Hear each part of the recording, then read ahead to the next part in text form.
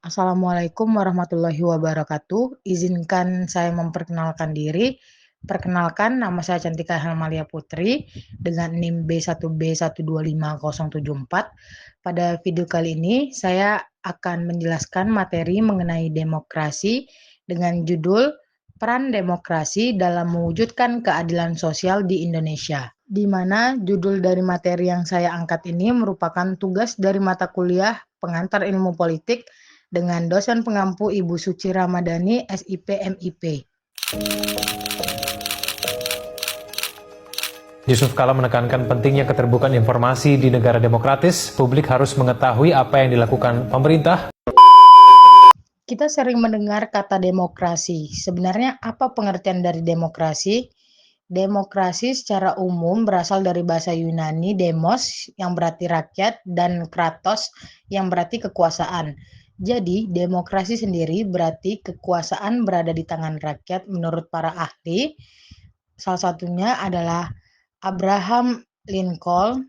Demokrasi adalah pemerintahan dari rakyat, oleh rakyat, dan untuk rakyat.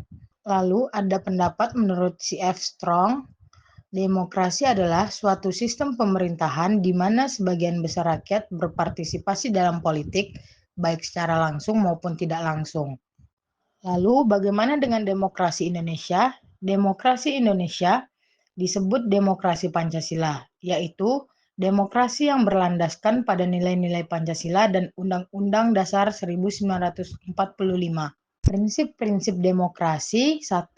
Kedaulatan rakyat, kekuasaan tertinggi berada di tangan rakyat. 2. Kebebasan berpendapat dan berekspresi. 3. Persamaan hak di depan hukum. Keempat, pemilihan umum yang jujur dan adil. 5. Tanggung jawab pemerintah kepada rakyat. Dan 6. Perlindungan terhadap hak asasi manusia atau HAM. Lalu bagaimana dengan bentuk pelaksanaan demokrasi di Indonesia? Di sini saya menjelaskan ada 4 bentuk pelaksanaan demokrasi di Indonesia. Yang pertama yaitu melalui pemilu untuk memilih presiden, DPR, DPD, dan kepala daerah. Yang kedua, musyawarah dan mufakat sebagai bentuk penyelesaian masalah bersama. Yang ketiga, partisipasi rakyat melalui organisasi, media massa, dan kegiatan sosial. Yang keempat, demonstrasi unjuk rasa dan sebagai sarana penyampaian berpendapat. Kita pasti pernah mendengar demonstrasi dalam negeri. Pengertian demonstrasi dalam negeri itu apa sih?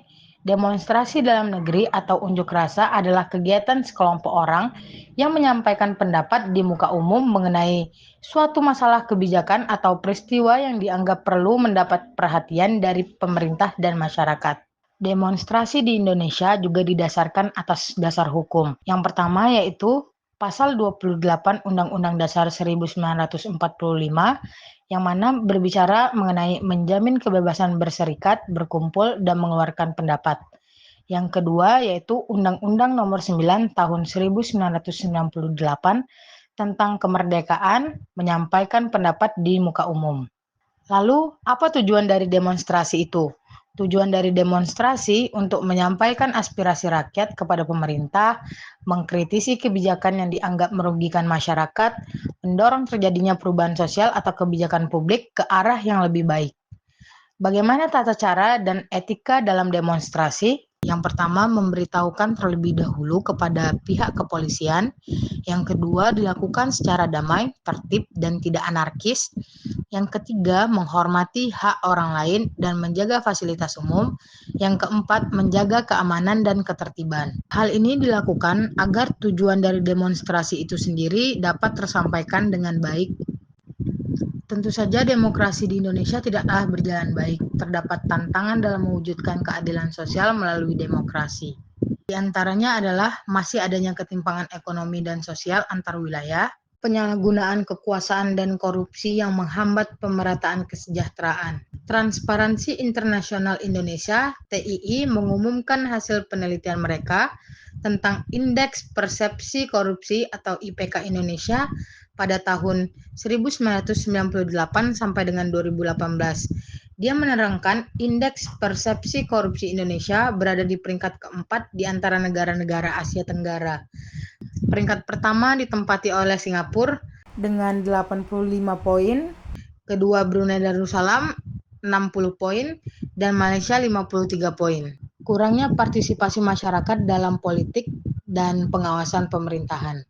Hal ini memberikan dampak menurunnya kualitas demokrasi, meningkatnya angka golput, dan instabilitas politik, di mana pada tahun 2024 beberapa wilayah menunjukkan angka golput yang tinggi. Di Jakarta misalnya, angka golput mencapai 46,98%, yang menunjukkan penolakan signifikan terhadap calon yang ada.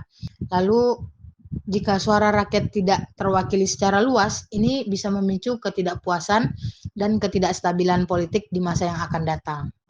Praktik politik uang yang merusak nilai keadilan dalam demokrasi.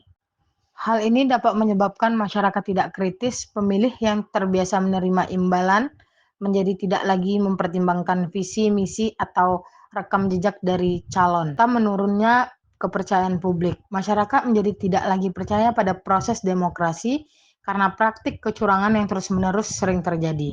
Upaya penguatan demokrasi untuk keadilan sosial, yaitu meningkatkan pendidikan politik dan kesadaran warga negara, menegakkan hukum tanpa pandang bulu, memperkuat transparansi dan akuntabilitas pemerintahan, mengembangkan ekonomi kerakyatan agar semua warga mendapat kesempatan yang sama, mendorong partisipasi aktif masyarakat sipil dan media dalam mengawasi kebijakan publik.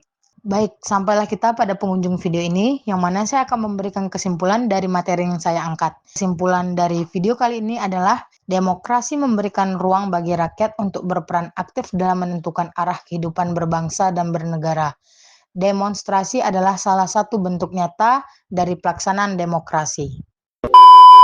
Masih dipeluk setan, alergi peradaban, alergi kemajuan, mendorong kemunduran. Pemimpin di esok hari, adakah yang cukup mampu mewakilkan suara kami? Jelas tak ada yang tahu, ada yang cukup peduli, umat yang dikelabui, melupakan masa lalu. Namun kami belum tentu. Baik, sekian video dari saya tutup. Wassalamualaikum warahmatullahi wabarakatuh.